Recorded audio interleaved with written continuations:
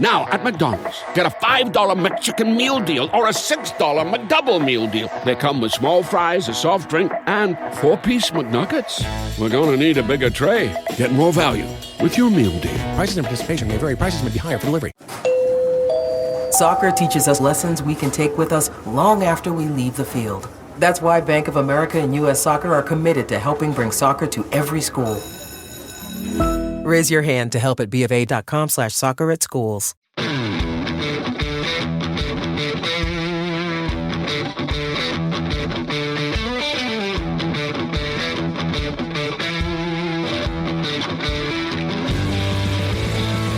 Welcome to the Fantasy Footballers DFS and Betting Podcast with your hosts, Kyle Borganoni and Matthew Betz.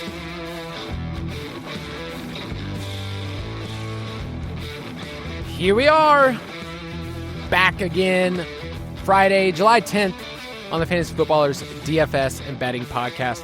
I'm your host, Kyle Borganoni, and I am joined, as always, by Matthew. He's going to mine out some value today, Betz. This show is one of my favorites to do every single season, Kyle, because you can say whatever you want. Like, you can justify it. At a certain price, it's a good bet, man. It's a good bet. This is the favorite show where we get to pick out, like you said, our values. And what that really means from a translation standpoint is this seems like a good bet. This certainly will not win. But at the value, Kyle, at the number, it's a good bet. So, dude, we've had a lot of success over the years in the awards market. And I was thinking about this a little bit before the show today. So much of it is tied to like thinking through player takes and team level stuff from a right tails outcome aspect anyway, which is like what we're doing in fantasy and best ball for the most part. And so there's so much translation between that and what we're doing on this show today. So I'm excited, man. I went a little crazy with some of these picks I have. You did. But I still feel good about them. Again, the value, Kyle. The value, he says, is he deposits more and the wife leaves with the kids in the van. The value. See, I was going to bring up our spouses, your significant others, if you're listening out there, whoever, and just say this is the episode to bring them in, right? Obviously, they're really excited about football starting in August, September. They're there, but this is July. And this is the time where you tell them, I got a ticket. I mean, who could forget a couple years ago getting that Drake London, whatever it was, 75-1 Offensive Player of the Year. And I'm just holding that ticket. And I'm showing the projection saying he could lead the league in targets, honey. She knew that Drake London was on the Falcons. But then when I shared that ticket, I printed it out for her, laminated it. She left me. And then threw it in the trash. Yeah, that's the year we took that in May. I remember he was 150-1. And that's what it was. It was before, which in hindsight, this sounds hilarious. It was before Kirk Cousins joined the Falcons. And we were like, I think they're getting Kirk Cousins, man. Like, what if? And of course, we know how that went. But at the time, the closing line value, Kyle, meant everything in the world. So yeah, that's what it's all about. We will talk MVP award, give some just a rundown of the favorites, some long shots, some value picks, offensive player of the year, which is really at this point is basically who has the best fantasy season, like who just crushes it. Offensive rookie of the year, which is a really fun one. Comeback player of the year, which wink wink is a very narrative based award. Coach of the year, which I think also can be retitled as who's better than what we thought they would be. That's really what it is. If you're really, really good, guess what? Sorry, Sean McVay, you're not going to win Coach of the Year anymore. It's not happening. It's basically the award, like you said, where it's like, oh, we didn't see this team being that good. Way to go, coach. Or, a coach that kind of steadies the waters through quarterback injuries and still makes the playoffs, stuff like that. I'm really bummed about last year, man. We had Shane Steichen, and it was happening. It was going to happen. Through the first 10 weeks, they were the number one seed in the AFC. And then they weren't. So, yeah, as with everything in this show, we should just say it at the top. We treat this like a portfolio, right? Just because we say it in July does not mean that we won't change our tune into the season. And like you said, there's ebbs and flows to the season where at certain points, it seems like a sure thing. Like, oh, they're going to win this award. Then an injury happens, or, offensive line injuries happen and your quarterback play comes down and they lose a couple games in prime time. And so we add as the season goes based off the schedule, based off changing information. So what I'm doing with these awards and these wagers, if anybody's curious, not putting a full unit down on like any of this stuff. It's like, a tenth of a unit maybe on some of this. I'm just trying to sprinkle across the board and hopefully hit a long shot. But like Kyle likes to remind us in season, there are opportunities to buy back in at better prices. Yes. I mean, I'm putting the 10 unit banger on Christian Watson. I mean, just everywhere I can. Any chance I can get for him to lead the league in receiving yards, I got to go in right now to hedge my bets. It would be so incredible if that actually came to fruition and we could clip this, but you didn't actually bet it because you're not going to bet it because you don't like fun. Not. You don't like fun, Kyle. That's all right. It would be really funny if I make sure that I cover my tracks on all the players I say any negative take and just place all these long shot bets. So the other day I could just feel good about myself. Yeah, you're not actually taking Christian Watson in bets ball, but what's $5, right? Let's just put it down, and then you can be a winner, no matter what at the end of the year. Should I put $5 in a puppy with him on the squad, or $5 for him at 800 to 1? That's all it is, 800 to 1. That's a value, Kyle. That's a value right there. You need a little bit more than that? Yeah, probably. Okay. So we'll talk about some league leaders too, passing yards, rushing yards, receiving yards. Those are kind of fun to kind of walk through and talk through. JSN, by the way, last year, to lead the league in receiving yards would have been 30 to 1 before the season. Beautiful. Pretty good. It's pretty good. Pretty good. So if you want all of our content, everything that Betz and I do, ultimatedraftkit.com, we wrote up the blurbs, and the guys put in their projections for every single player. So a lot of the things we talk about on this show today will be projections we find in the Ultimate Draft Kit. We also just updated and have a draft analyzer. So if you play Dynasty, if you have your redraft with your buddies at home, and you want to show them the grade and say, hey, I listen to Ballers, do you? Then you can get a grade for your team. ultimatedraftkit.com. We keep updating it. So, when the guys say, hey, take out Zay Flowers, we took out Zay Flowers. We did that for them. That felt great. I'm not going to lie. I know. That was a good win. I think I kind of came around to where Andy was, where it's Zay Flowers is fine. I'm not banging the table for him, but I'm not going to call him a bust. And those are all, if you're not familiar with the Ultimate Draft Kit, which we're not judging you, but we're kind of judging you. For context, that whole discussion was about cost. If you're drafting best ball teams right now, the market is hot and heavy for Zay Flowers. But on sleeper home leagues in the 5th round, sign me up for that all day. Yeah. All right, moving on. The Fantasy Footballers versus the world. Yeah. What'd you think of that one? Great. I went deep in the archives and I said, that one kind of sounds like the awards show. Yeah. Right? It's us against the world. It's us saying we're going to place our hard-earned money and hope that it pays off in such a way that we look like geniuses. The one that hurts the most, I brought this up before on this show, but I just need to say it again, was CeeDee Lamb Offensive Player of the Year when it didn't happen. That one did hurt. Because before the season, we were just, I think we had CeeDee Lamb as an easy top 10 player in best ball. I had him in a couple of home leagues. Everything broke right. I believe his Triple Crown stats were he didn't win the Triple Crown, but they were so good that only 3 other wide receivers had ever done that in league history. And that was the Cooper Kupp year was one of them. And yet Justin Jefferson won. Yeah, that was tough. Last year was also a nice swift punch right in the gut. In week 18, we also had Dak to lead the league in passing, which was looking great. And they sat him in half the game and he ended up just missing. So it happens, it happens. But then there are also those years where you cash Justin Jefferson, Offensive Player of the Year. So if you hit one of these every 3 years, that's pretty good. Yeah.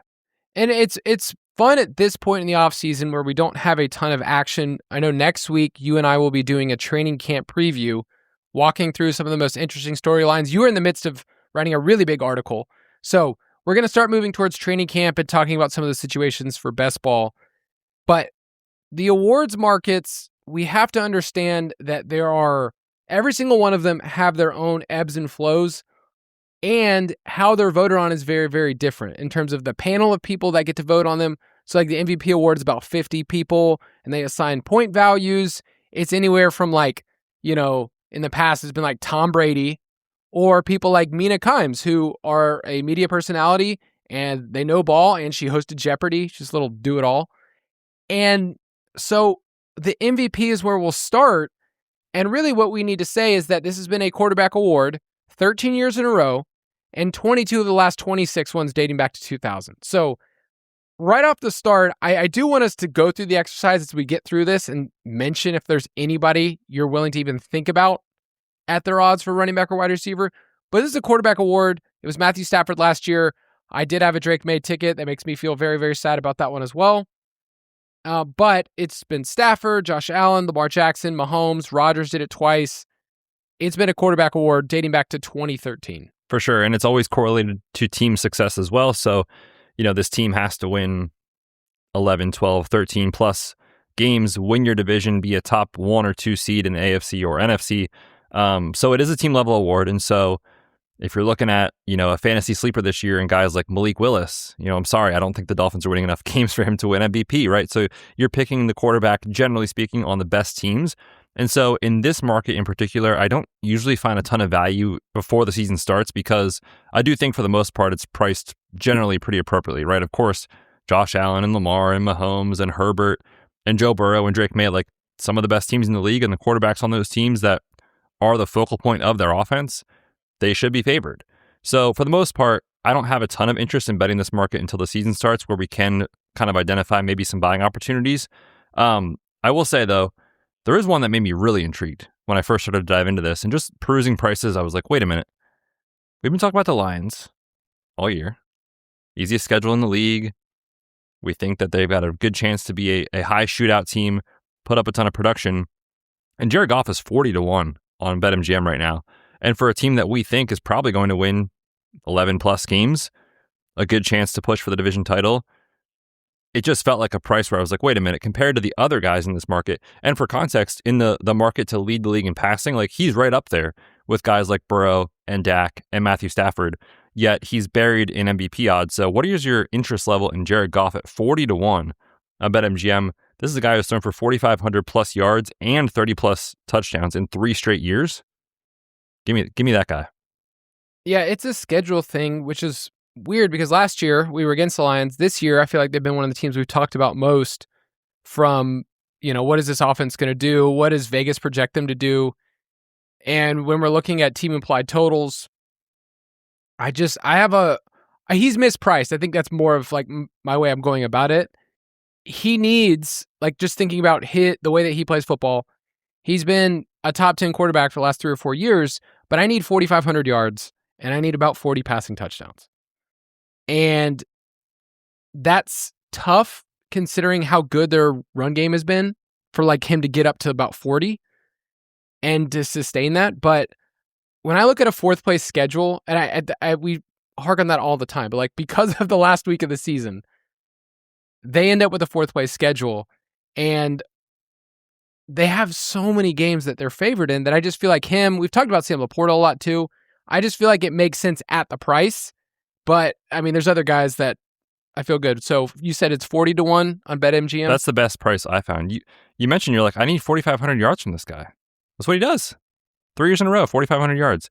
Can we just get a spike to 38 That's to 40 touchdowns?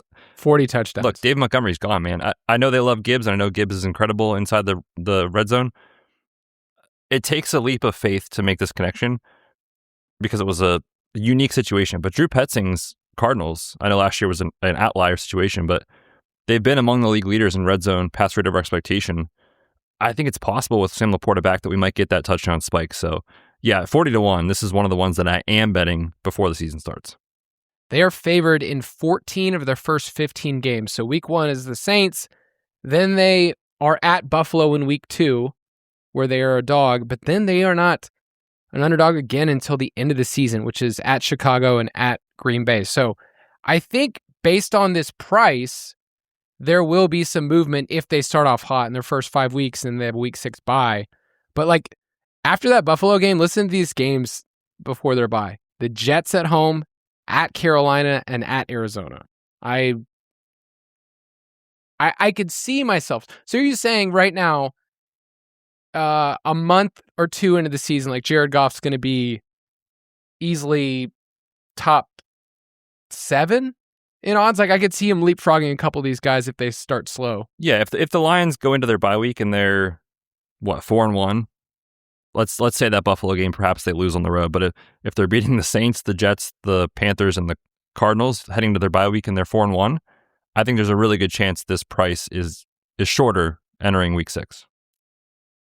The real question that we have is who can win their division? That's like at the end of the day, who's going to be able to win their division? Who's going to win 12 games? And when I start to look around at the other quarterbacks in play, like at the top, we're not going to really argue about Allen, Lamar, any of these guys. But as I go down further, I look at some guys that are mispriced based on the, look ahead lines. Joe Burrow, we've talked about them a lot. They're favored in 15 of their 17 games. But then further down, I feel like Jalen Hurts, who we project to win the division, we took them to win the division, is interesting to me at plus 2,800. I know you don't want to really give your Eagles fandom takes, but like that's mispriced to me based on this team consistently winning, 12-ish games. And then Bo Nix, with Jalen Waddle in the mix and a new play caller, there are some variables with him where 14 wins is going to be really hard to repeat, but it wouldn't shock me if they won 12. Yeah, you like the over on their win total, so that makes sense. I do have a Bo Nix take for later in the show. I don't know that I'm going to get there on MVP, but I do think he's interesting in some of these long shot future markets just because you are adding Jalen Waddle and you're replacing some of these inefficient, Troy Franklin type routes with a guy who's a legit stud in Jalen Waddle. On Joe Burrow, I definitely am interested. We talked about the Bengals, right? It's like they've got one of the easiest schedules in the league. It feels, not to get too narrative-y, but like, doesn't it feel like Burrow's patience for the Bengals is dwindling by the year, and like it's kind of like the last push here to go all in and get this done with Chase and T still in their prime? If they are able to have success offensively, there's no question it's coming from Joe Burrow, right? Like the defense still projects to be bottom third. Maybe they're a little better, but bottom third, so you can project some shootouts, and therefore the counting stats for Joe Burrow are going to be there. My only thing on him at this price is that historically, Joe Burrow and the Bengals have been a bit of a slow starter. And in the opening 4 weeks, they do have a pretty tough run out. They get the Bucks, the Texans on the road, the Steelers on the road, and then the Jaguars. So I think it's possible that at some point in the first 3 to 5 weeks, we're looking up and, the Bengals are like a game or two below 500. And then there might be a better buying opportunity on Burrow for MVP after that opening stretch run where it's pretty tough. So I'm not going to bet this right now, but I do have him circled as a, sometime in late September, if there's a better price to go in on Burrow. Yeah, and it's also the narrative-based part of like, hey, he's never gotten his award before. Right. This could be the year that he gets it. The Bengals return every starting offensive skill position player. I do think their defense will be a little bit better. I also think Zach Taylor should not still be the head coach of this team, but what do I know? Entering year 8. Looking at their lines, they have the second highest average game total. I'm seeing right now 49 points on average for their games. So shootouts, and Joe Burrow, 6 years in the league, it's been a 3 years you're elite, 3 years you get hurt. And I kind of like that. So maybe it's a wait and see, figured it out, but I definitely think the counting stats could be there, and the team success I think could be there matched with it. Usually we've been like, Burrow could throw for 4,500 yards, but the team's like 9-8. Right. We could see them easily win 11 or 12 games, win the division. That was another one of the win total spectacular. We were like, man, the Bengals feel a little mispriced for there. Can I give you one more long shot for MVP? Please. And maybe it's like, I just like their beginning of the season, like they could run out well, but I kind of think Baker Mayfield is too cheap. You woke up feeling dangerous today, huh? I'm feeling a little frisky. I know that he has the contract stuff in the news right now that are like, oh, what's going to happen? At Cincinnati, then Cleveland, Minnesota, Green Bay, and at Dallas for their first 5. It wouldn't shock me if they went 4-1 in those first 5 games and they get out to a hot start. And it's a very winnable division. So let's say in the division, they go 5-1. That wouldn't shock me against Atlanta, New Orleans, and Carolina. This team could be a 12-win team and bounce back. I like that take. I think it's interesting just because, so much of odds and ADP and best ball and things that we talk about is just a reflection of the year prior, right? And it's like Baker had that unbelievable season 2 years ago. He was overdrafted in fantasy leagues last year because of that. Now he's buried in ADP and he's buried in pricing for long shot futures where we know that's in his range of outcomes. And if you remember, there's a point last year where Baker Mayfield was elevating teammates like Tez Johnson and some of these guys off the street because they had so many injuries that Bucs fans were chanting MVP at times in September and early October, and obviously things fell off. They had a bunch of offensive line injuries, which really hurt. Mike Evans, of course, missed a chunk of the season. Chris Godwin wasn't healthy. So I think if we can get the right side of variance on injury luck on the offensive line, Baker can have a really solid bounce back season. My only concern is like the weapons beyond Ibuka. Like, how much does Chris Godwin have left in the tank? I think Jalen McMillan's a fine player, but not a guy that you want to build your offense around necessarily. And Ted Hurst is a developmental type prospect. So that's my only hesitation, but I do think the price warrants at least consideration. It's definitely interesting. Let's take a quick break and we'll keep going. Now at McDonald's, get a $5 McChicken meal deal or a $6 McDouble meal deal. They come with small fries, a soft drink, and 4-piece McNuggets. We're going to need a bigger tray. Get more value with your meal deal. Prices and participation may vary. Prices may be higher for delivery. Grainger knows when you're a procurement manager for an office park, you're not managing one building. You're managing all of them. And to stay ahead, you need to see through walls and around corners. Lights about to fail, filters ready to clog, HVAC on its last leg. If you wait until something breaks, you're already behind. Count on Grainger for quality products, easy reordering, and 24/7 support. Call 1-800-GRAINGER, click Grainger.com, or just stop by. Grainger, for the ones who get it done.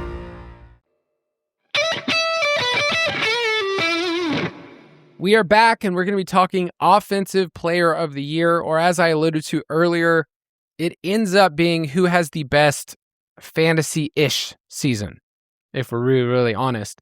Last year was JSN. The year before was Saquon with his incredible year. CMC, Justin Jefferson, and then Cooper Kupp with that monster year in 2021. A tight end has never won this award. And I will say, of all years, it is quite tempting to place a Brock Bowers ticket because of how far in you and I are with this player. So this award has changed. I will say, from what it used to be years ago to what it is now, it feels like it's an award that us fantasy people that have our heads in the projections can kind of see the route for a bunch of different players. You're saying this is for the spreadsheet guys out there. This is our award. It lends itself for us asking a question of, is there a tail end outcome for this player that the awards are not baking in? Like JSN last year. It was like, okay, our questions were, can he be in 2 wide receiver sets? And really the question was, what if they give him 35% of the targets? Right. Yeah, and kind of just to speak to that fantasy angle of this, I went back over the last, 5 or 6 years and looked at like what was the ADP of the player that won. Just for context, JSN was coming off the board last year at wide receiver 14. Saquon was a first-round pick. Christian McCaffrey, of course, was a first-round pick. Justin Jefferson, of course, a first-round pick. Cooper Kupp was the wide receiver 17, and then Derrick Henry the year prior was the RB6 off the board in fantasy. So my only point there is like, random guys can't just really come out of nowhere and win this thing. Like, you might love Ricky Pearsall as a fun stacking partner in best ball. Like, I'd be really surprised if it's somebody in that range of your fantasy drafts that's winning this award. It's the most talented players in the league that are capable of pushing for 1,600 receiving yards and 10 touchdowns, or pushing 2,000 rushing yards and running in 15 touchdowns, like stuff like that. You need that outlier stuff to happen, and so the actual select guys that are capable of doing that, it's pretty small. So it's an interesting thought exercise, because I do think it kind of wipes some of these super, super long shot ones off the board that I'm not really scrolling down super far for. Yeah, we need a team that they're on that's capable of winning 10 plus games, maybe win their division. And then if they're a running back or wide receiver, can you lead the league in rushing or receiving? So can you see a market share or a workload for your team where it's just like unbelievable volume? So that's really the question.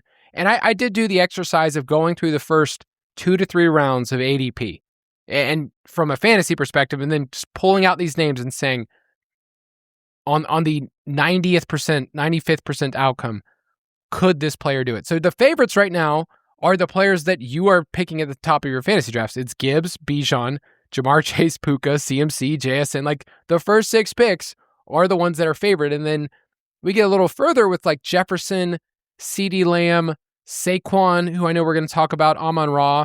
But it's really just the first round of your draft. That's the guys that are being favorited. And then if we want to start poking holes and throwing out some names, we can do that. But Where do you want to start? Yeah, I mean, there's three names that I'm interested in where you could see the right tail outcome. I already mentioned, and this is just correlated with my Lions take of the offseason, is, Amon St. Brown is certainly one of the wide receivers who's capable of leading the league in receiving. And it's like, man, if he does that and the Lions do win 12 games, it wouldn't surprise anybody if he's up for this award. So I have some interest in him. Obviously, lots of correlation there with Jared Goff. I also think Kembone is interesting. Kem Walker. 35-1 on Bet Rivers, DraftKings, and FanDuel. This is a player who clearly has been explosive. We've just been craving more opportunities for Kem Walker. Can we get it? Can we get it?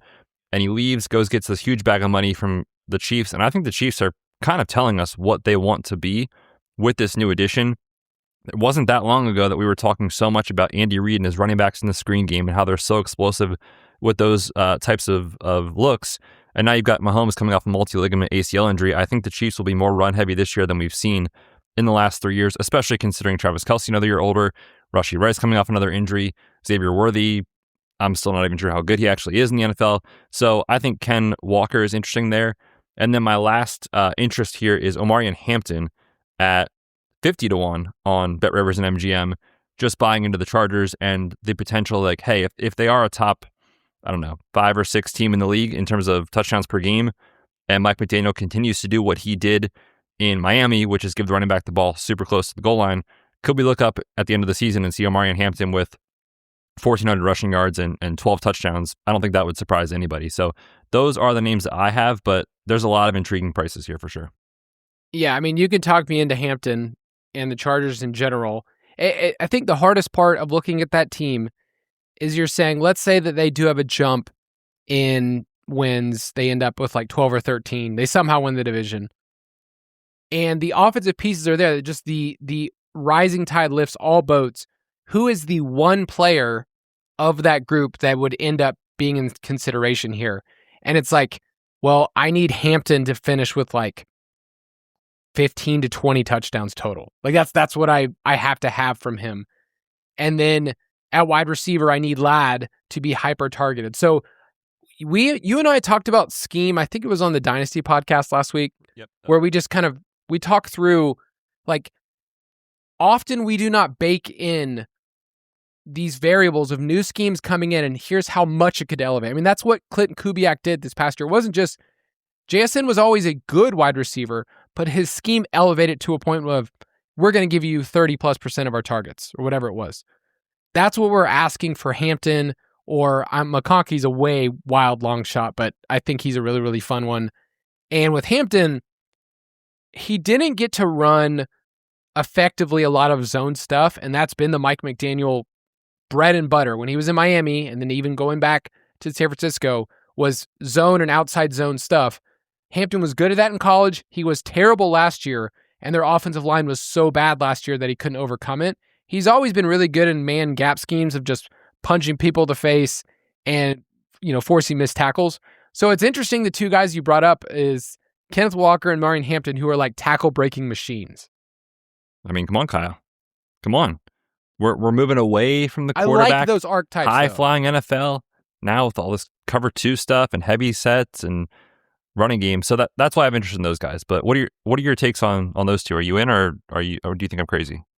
I think I'm fine with both of them because you're just asking about team success, and you can tell yourself a story with the Chiefs, and tell yourself a story with the Chargers of saying this team ends up winning the division, and the quarterbacks can be good, but not put up great seasons. Like Jalen Hurts was good the year that Saquon won MVP or Offensive Player of the Year. Offensive Player of the Year 2 years ago, yeah. Offensive Player of the Year. And yet, it was the outlier season, the outlier rushing totals, the outlier touchdowns. That's what I'm kind of searching for. So at these prices, I'm totally fine with it. But I'm sure nobody wants to hear us talk about the Chargers and betting on them. No. Oh, man. Another year. What could possibly go wrong? We didn't mention Justin Herbert, by the way, for MVP. I've heard a lot of people on that take, and I get it. I totally could see that happening.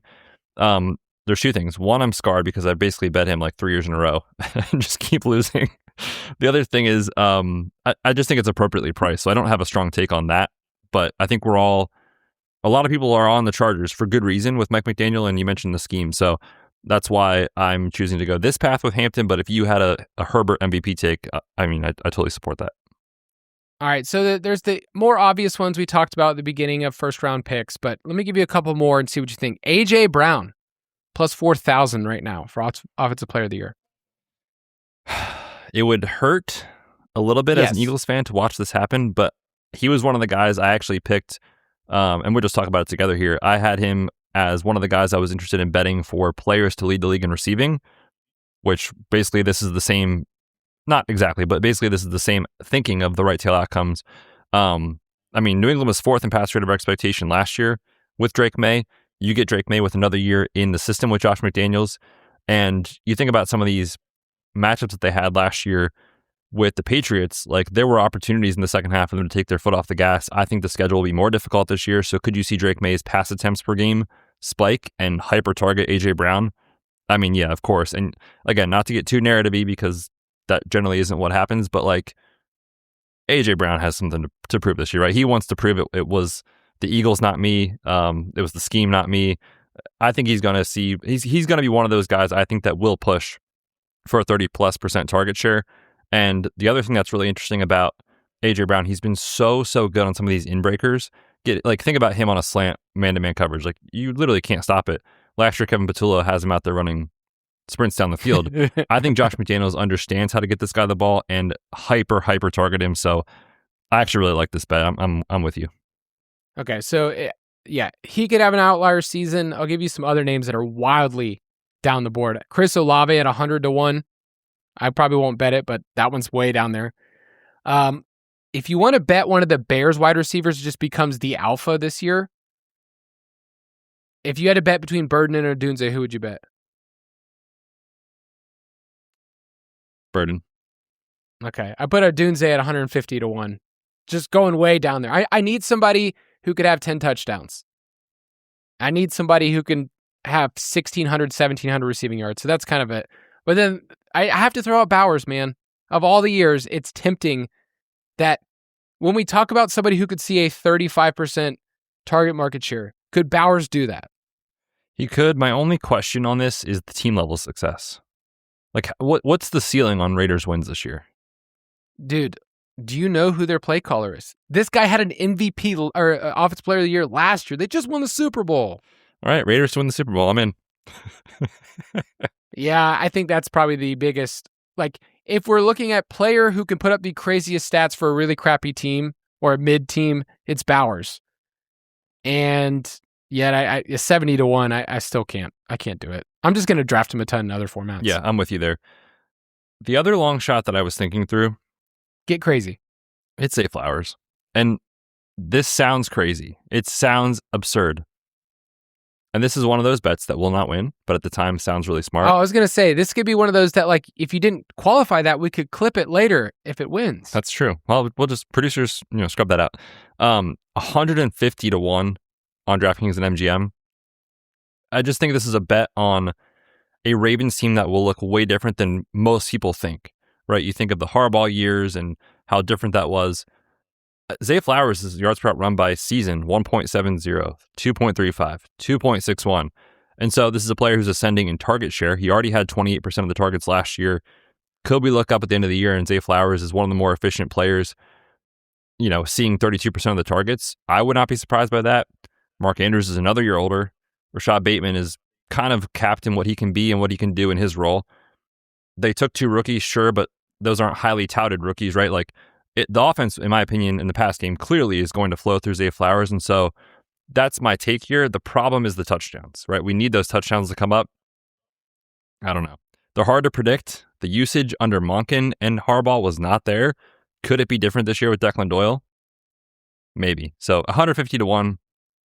How bad could it be? I think it's a wild misprice because I'm going to list you a couple other players that have the exact same odds. Oh, this is fun. You ready? Yep, hit me. I'm going to save the funniest one towards the end. Let's go with Alvin Kamara. Nice. Not even the funniest one to me. RJ Harvey. Okay. You could see it. Brian Thomas Jr. That's a fun one. But Rico Dowdle. But I think my favorite one is no, this one's bad. I feel bad for the man, but Woody Marks has the same odds. Oh my goodness. All right. Yeah, I'm going to bet this. just out of principle. Yeah, you need to. I also want somebody just to bet Woody Marks for Offensive Player of the Year, just so that they give the man like a little something. Somebody has a tally sheet at DraftKings, and they're like, what? Somebody bet Woody Marks? It's a fun one. Let's go to Offensive Rookie of the Year. Last year, it was Tedero McMillan. This isn't necessarily a quarterback award, and it kind of depends on who the quarterbacks are from that year. And this year is one of those where it's like, well, how many starts are we going to get from Mendoza? We know Ty Simpson's not going to start. So this one feels a little different this year. Jeremiah Love is the current betting favorite, but on a team that doesn't look like it's going to have much success, their win total's at 3.5, which every time I log in and I see that, I just feel sad for them. Like, it's not even so like, oh, this is hilarious. Like, no, I genuinely feel sad that the owners of our company root for a team that's at 3.5 wins. And I still couldn't take the over. A tight end's never won the award. So I'm looking at the wide receivers as maybe my favorite way to go about this right now. Yeah, make sure you line shop these in particular. I saw some kind of wild off-market stuff. But the one that I was most interested in, I don't have a strong take on some of these prices, but the one that I think is mispriced relative to the level of prospects some people thought this guy was is Casey Concepcion. He's 30-1. He's priced below Antonio Williams. He's a way better prospect than Antonio Williams. He's below Carson Beck. Like, how many starts are we getting from Carson Beck, right? Kenyon Sadiq. I mean, I'm betting Casey Concepcion over those prices. I think the guys that are favored should be Jeremiah Love, Fernando Mendoza, Carnell Tate, Jordan Tyson, Mekhi Lemon, Jadarian Price. Those should be the favorites. But as far as value is concerned, for me, I think Casey Concepcion at 30-1 is one that I'm interested in. Just if he does get that Zay Flowers role that people are talking about with Monken, and even if the Browns aren't incredible, if they can win 6 games, 7 games, just be in the conversation, and not be the punching bag of the league. Maybe Casey Concepcion can do a couple of different things in different aspects as a receiver. Maybe they get him involved, couple return touchdowns, stuff like that, where at the end of the year you look up, the other first-round wide receivers had middling years. Mendoza only started half the season, and the Raiders only won 6 games. I don't think that's crazy. So I think at 30-1, he's probably my favorite price-adjusted play. Well, I'm in. He's right now my highest drafted wide receiver in best ball. Wow. And I feel proud of it.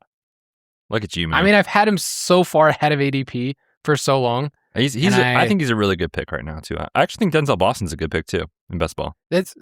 Both of those guys, I think I've kind of come around to like, okay, so I think it's Concepcion, but it would not shock me if Boston ended up being the more valuable player. I think both of them are great.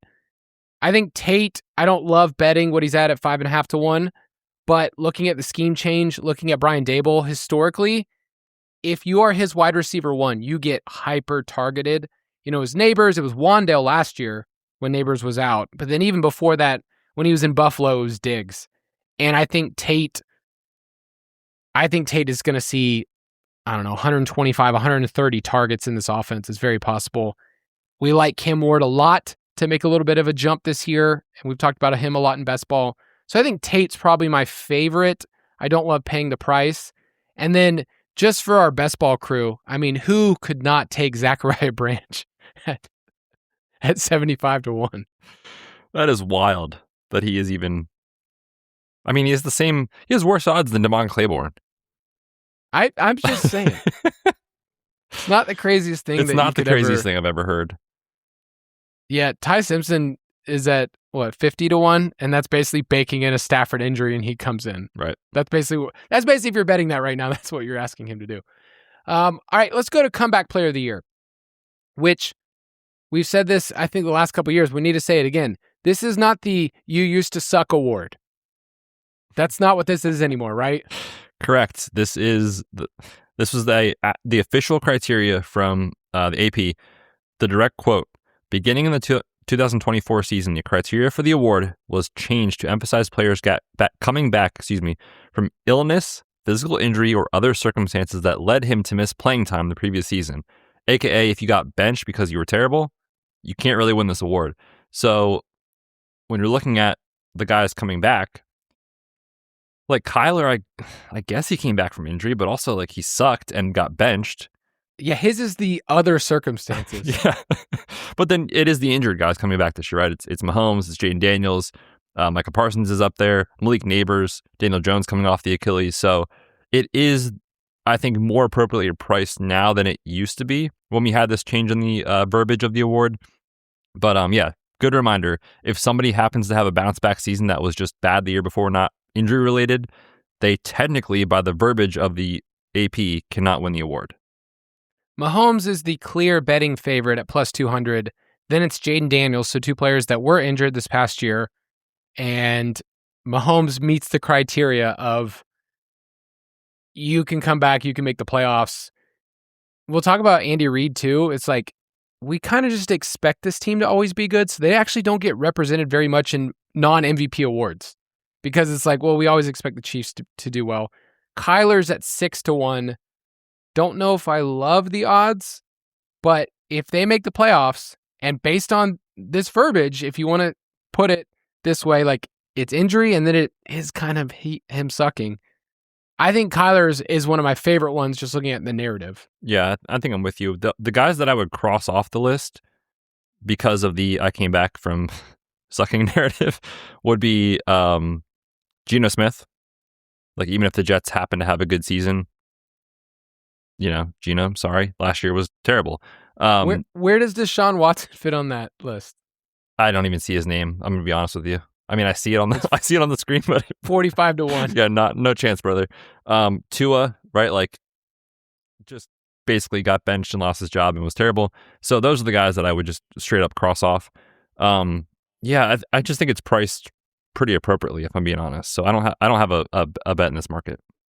Yeah, I don't really have one. Kyler was the one that stood out to me. Cam Skadaboo is kind of interesting at 28-1, just because his story and his injury is so well known and is an exciting player. So that one's kind of interesting to me. Fred Warner, Nick Bosa, we kind of know that about the 49ers. All right, let's go to Coach of the Year. And before I do that, I'm going to tease it and then hit the break. Nice. Because that's what pros do.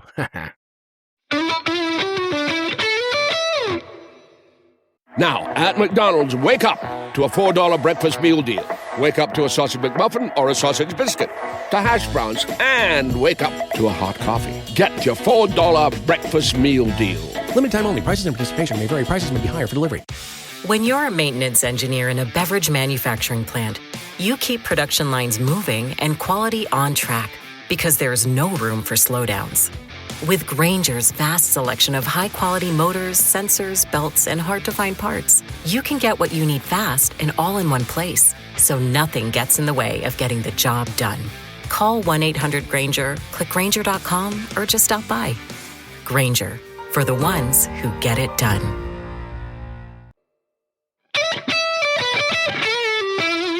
As I said, we are on Coach of the Year. And we have said this before, but it is historically, who did we not expect to make the playoffs that ended up with double-digit wins or won their division? So last year was Mike Vrabel, who we liked them over their win total. It was 8.5, then it was 9.5. And then obviously they made it all the way to the Super Bowl. Kevin O'Connell won it the year before. Kevin Stefanski, two-time Coach of the Year award winner, now coach of the Falcons. I mean, when you get a chance to grab a Coach of the Year candidate, you got to go for it. You gotta do it. This award is so tough because I think of the best coaches in the league, right? And it's like Shanahan, McVay, Andy Reid, the guys that have done it for years, and they're always the worst odds to win because everybody expects you to win. So like you can't actually win the award if your team's like, oh, we thought you'd win anyway. The winner of the award generally is, like you said, a team that overperforms expectations, or they deal with injuries and the coach is able to stabilize stuff. So it's always a tricky prediction. That's why I was on Shane Steichen last year, because it's like, hey, if the Colts if they happen to be good, most people aren't going to give Daniel Jones credit. He will get credit for resurrecting Daniel Jones' career and surprising people and all those things. Unfortunately, it didn't happen. So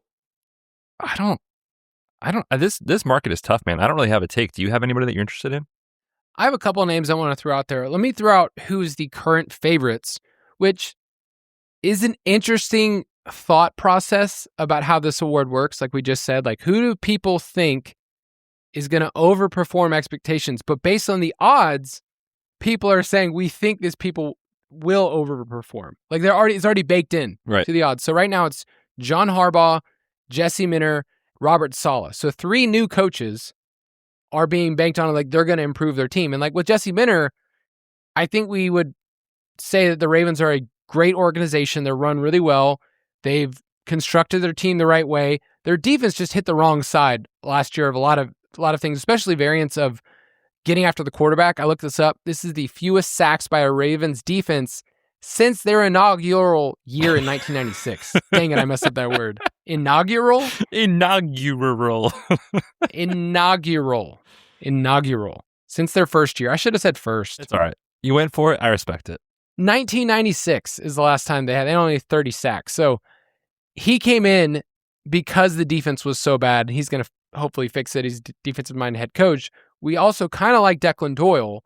So the formula is there for that team to definitely like win the division, right the ship, be right there in the AFC, and then like lose again because that's what they always do.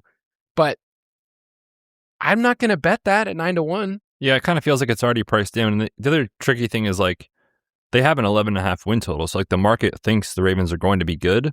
So if they win 12 games, are people going to like crown Minter as like this guy that fixed the Ravens? I don't think so. So again, I don't really have much interest. I'm not sure the Giants will be good enough for Harbaugh here. So I'm not in on that.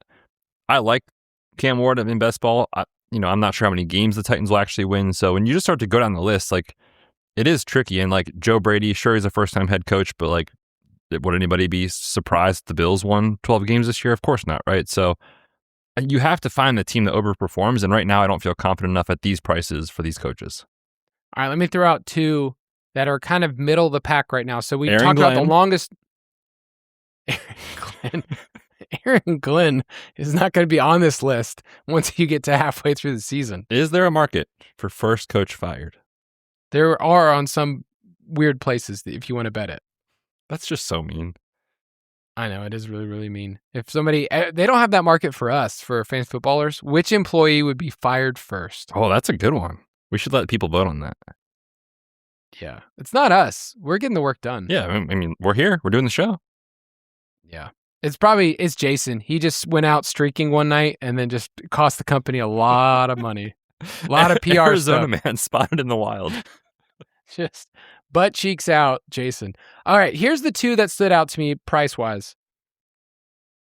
Kevin O'Connell, who's won this award before, of let's say the Vikings step forward. I talked about Kyler Murray as comeback player of the year, but it wouldn't shock me if the Vikings are in the mix in that division and we believe in his scheme. So better than what people thought. I think they fit that narrative.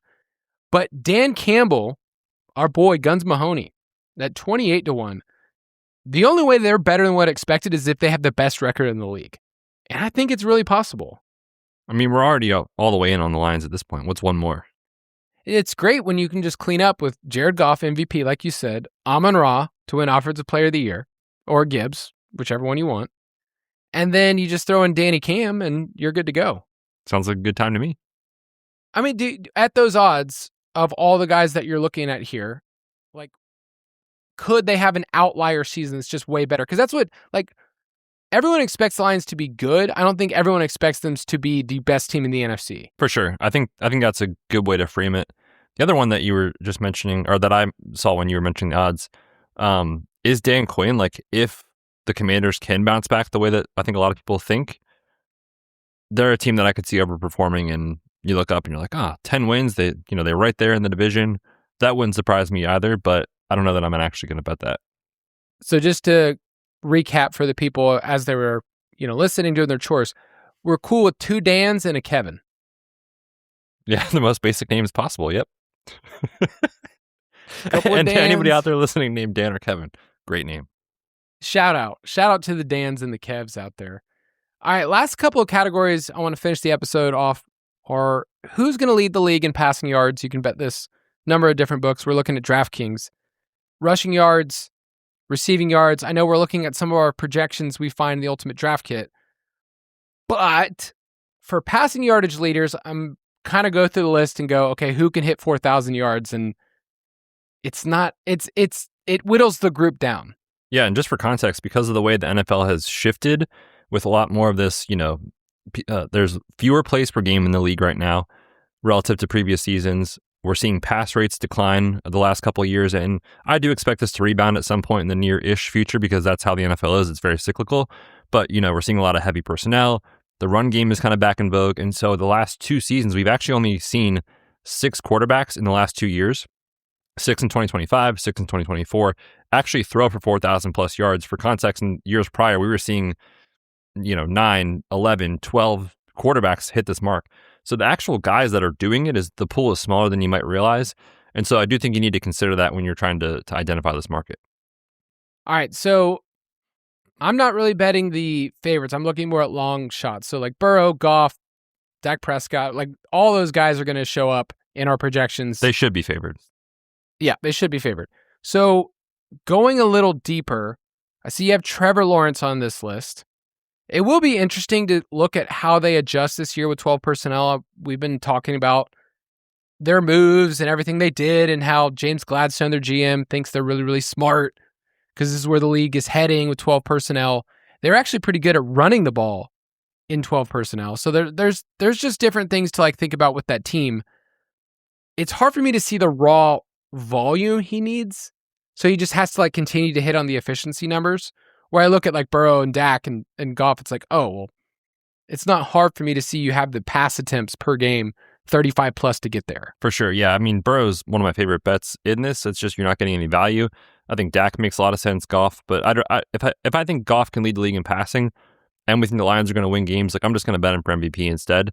And so, yeah, I think Lawrence is interesting. We've been trying to debate, is it like Parker Washington? Are you a Brian Thomas guy? Are you a Jacoby guy? Which there aren't really any of. But we're all trying to figure out these pieces, and it all comes back to Trevor Lawrence in year 2 with Liam Cohen. I think when you look at the roster, right, they're built to throw the football. Can you build your offense out of heavy usage of Byshal Tootin and Chris Rodriguez? I don't know. I mean, I don't think so. And I think Liam Cohen is a pretty sharp guy. We like his scheme. And so, yes, they've been talking about this 2 tight end stuff and Nate Borkature and all these things, but it's man, just get your best players on the field, and those are the wide receivers. So I think Trevor Lawrence is interesting at his cost. I like your Baker Mayfield take if that all comes to fruition. 25-1. Yeah, 25-1. That makes sense. One long shot that I was looking at was Bo Nix, who I found in this market at 30-1 on Caesars. The tricky thing here is trying to figure out which of these splits you believe in and what direction you think the team is going. When J.K. Dobbins went down to injury last year, they became one of the most pass-heavy teams in the league. So across the entire season, they were 6th in pass rate over expectation. Bo Nix actually led the league in pass attempts a year ago, and they just added Jalen Waddle. So it's you got J.K. Dobbins coming off Liz Frank surgery. There's been some chatter out of Denver with the new play caller, Davis Webb, being more up-tempo this year, trying to play faster. So that was one that I was interested in. If those pass attempts are sticky, if Nix can be a top 6-ish in pass attempts this year, could we just see the efficiency spike a little bit? I know he's had some issues there, but could we see that just spike for a season with Jalen Waddle there? I think that's possible. So at 30-1, I don't hate Bo Nix in this market. I don't hate it either. I feel like we outlined the guys that I would be most excited about. Baker, Bo Nix, Trevor Lawrence. Man, Josh Allen and Lamar are pretty far down there because of how often the team runs the ball. Mm-hmm. But, one of them could spike to have a crazy outlier year where, they average 8.5 YPA and then just all of a sudden it's this is the season. So those are kind of interesting from a name value perspective. And then you go further, it's a lot of names that would be really hard to get there.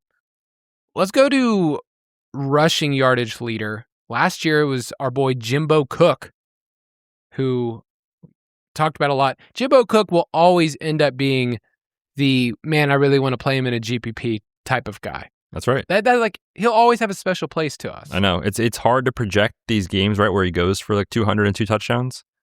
But in DFS, he's always expensive, so he doesn't fit quite the cash builds. So yes, he's a really fun tournament play. But yeah, man, what a season. 1,600 yards. Yep. Saquon the year before that. CMC, Josh Jacobs, JTT, and then Derrick Henry did it a couple years in a row. All right, looking at the names here, I think Saquon is the one that we would say we've been most bullish on a best ball perspective. And at 10-1, are you comfortable with that? Or are you seeing better prices out there? That's the best price I saw on DK and Bet Rivers if you have access there.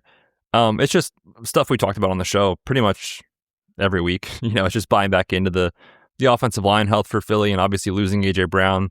The offense is going to be built around the run game as it's been, and we're getting a completely revamped scheme which has some of these, Mick Shanahan, if you will, concepts in there with Sean Mannion. And so just if the line stays healthy, the Eagles win as many games as the market thinks, then certainly you think Saquon has something to say about that. So given that and the 7th easiest strength of schedule in the league, with Philly favored in 13 to 17 games, if they do get in these positive game scripts, we've seen them obviously be very willing to feed Saquon. So I don't mind him at 10 to 1. Yeah, the other names we talked about earlier, Marion Hampton and Kenneth Walker, just correlating that just from our conversation. I don't want to repeat everything we've been saying, but sure. Hampton at 25 to 1, Walker at 30 to 1. Any other names that stand out to you? I mean, you can go a little bit deeper, but it's really hard to paint a picture of a player once you start going down the board of saying, like, who's going to see 300 carries and run for about 1,500 yards? Yeah. I mean, Genty's interesting, just like if the Kubiak system comes to fruition, but I still have some team level concerns on the positive game scripts and how many wins they have. So yeah, there's not really anybody in the long shot market that I'm interested in. Is CMC mispriced? Where is he priced? 22 to 1. I think the jarring thing to me is to see him below Javonte Williams. Yeah, that is wild to see. I'd probably price him closer to Saquon, but he's a tough bet, man, coming off an insane workload a year ago. Insane and also like not crazy efficient. Yeah. And he was so good. He was awesome last year in fantasy because he was basically their wide receiver 1. But yeah, the rushing started to dwindle. And some of that was offensive line injury and everything. But I mean, look, he shouldn't be longer than Javonte Williams, in my opinion. All right, finishing off with receiving yardage. We're looking at somebody who's going to hit 1,600 receiving yards. So on the wild, crazy end outcome for some of these players, that's where we have to paint the picture. And just looking at who's going to see a crazy target share and volume their way to getting there. I mean, there's players that can end up with like 80 to 90 receptions and get up to like 1,500, 1,600 yards, like a George Pickens type. So there's a yardage standpoint that can work, but the favorites are the favorites. So this is literally pretty much in order of how you're drafting them in your first, and second, and third rounds of your fantasy draft. So I'm not telling anybody anything new. A.J. Brown stood out based on the conversation we had earlier at 20 to 1. I know we kind of mentioned that. Anybody else? So I talked about Zay Flowers as a crazy long shot. If you didn't want to bet the offensive player of the year, I think this would make sense. He's 45 to 1. Lad McConkey, if you think he is going to be in 2 wide receiver sets and Mike McDaniel is going to hyper target him, and with Justin Herbert and the efficiency that will spike, we see it all the time from these types of quarterbacks in this system. 50 to 1, that makes some sense to me. The one though that I think I'm most interested in playing is actually Emeka Egbuka. He's 60 to 1. I don't hate it. Rookie sensation, wide receiver out of Ohio State, Emeka Egbuka. He is 60 to 1 on Caesars. It's some of the stuff we talked about with Baker. You're going to see more motion with Zach Robinson this year with PFF Zach. And we talked about the offensive line that was destroyed last year from injury. Should be healthier. It's a top 5 consensus unit. And so if the line is healthier, we see more of this innovative play calling type stuff. And you do get volume to condense on Egbuka with Mike Evans gone, with Chris Godwin another year older coming off significant injury, and not a ton of target competition behind him. Like, I think Ted Hurst and McMillan are fine, but would it surprise you if he was clearly the top target on the offense? Of course not. So I think he's interesting, especially considering, I know, Kyle, you love to play this game through the spreadsheets, and you're not much of a X's and O's guy. So on your angle here, I mean, this guy had a 42% catch rate from week 7 on last year. That's certainly going to regress positively, don't you think? So I think he's at least interesting at that number, 60 to 1. Yep. I look at wide receivers that can see that crazy target share. And if the efficiency numbers changes, his role is actually going to change. Like, let's be honest, like they're going to stick him as the Z guy and then figure out what to do with McMillan and Hurst as their sacrificial X, just run down the field. And then it's going to be Godwin and our boy Kate Otten men in the tight end position. So it's Egbuka, and he could easily see, I don't know, 140 targets? That wouldn't surprise me at all. I'm tempted by names like Nico Collins just because I'm like, I know he's the one for this team. For sure. So the yardage stuff doesn't really it feels really easy for him, but he's just 16-1. Devonta Smith, I think I love him, but it would be wild to see him lead the league in receiving yards. I think you need more volume from the Eagles pass game, and I don't know we're going to get that many dropbacks from Hurts. All right, one fun correlation here. This is at 60-1. You mentioned Bo Nix to potentially lead the league in passing yardage. Would Jalen Waddle not be the one to correlate with that? That would be fun. That would be very fun. Yeah, I'm not saying you'd place both of them, but I feel like Waddle is one of those players that could easily do this as well in a new environment. They just traded for him. Yeah. There is this argument too in Denver, right, where I think it's always a fun conversation every offseason with some of this stuff with scheme changing, personnel changing in different teams. And obviously the scheme is going to stay mostly the same here, but you have a brand new play caller. And the argument against Denver pass catchers previously in the last couple of years has been this wide receiver rotation, right? We've seen that with Pat Bryant and Franklin and Mims and Sutton, and they're just rotating guys. But you go back to the Saints days, he had guys that were on the field all the time. Significant draft capital move for Jalen Waddle. I think Waddle will probably play the most snaps of any wide receiver on this offense. So I don't hate that take at all. So I'm intrigued. If you want to get more in on that discussion, our Ballers Discord, we have a lot of different conversations related to props, and we alert everybody the ones that we're going to take. So from this episode, we will probably alert our people. And you're listening to this on Friday, we will probably do it on Thursday. And so right before, you're gonna hear these lines we're saying on this episode, and then boom, bang, bing. Moving the lines. The Foot Clan, their pockets are heavy with cash, and they are ready to spend it on long shot bets that they will not see a return until January. Or ever. That's true. That's true. That's how this stuff works. It's one thing. So, sign us off. Yeah, man, what a fun episode. I love thinking through this stuff from a right tail outcomes, and hopefully this conversation today was helpful for some best ball takes as well. So, good stuff coming up this summer, man. Training camp right around the corner. My article is almost done. We'll have it out next week, and we'll talk about it on the show as we look ahead to training camps and week 1. We'll see you then. Have a good week. Thank you for listening to another edition of the Fantasy Footballers DFS and Betting Podcast. Don't forget to visit us on the web at thefantasyfootballers.com. Now, at McDonald's, wake up to a $4 breakfast meal deal. Wake up to a sausage McMuffin or a sausage biscuit, to hash browns, and wake up to a hot coffee. Get your $4 breakfast meal deal. Limited time only. Prices and participation may vary. Prices may be higher for delivery.